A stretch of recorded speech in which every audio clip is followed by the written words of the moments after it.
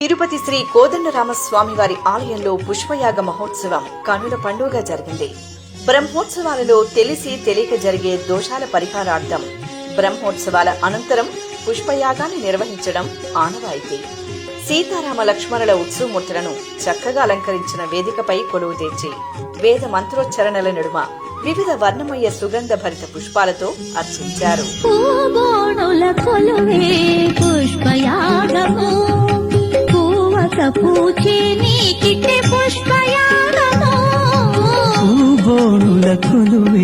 పుష్పయాగము కలువరే కుల వంటి ఘనమైన కన్నుల కొలతుల చూపులని పుష్పయాగము తలచి తలచి నిన్ను తమ మేనుల బొడమే పులక జుంపములని పుష్పయాగము.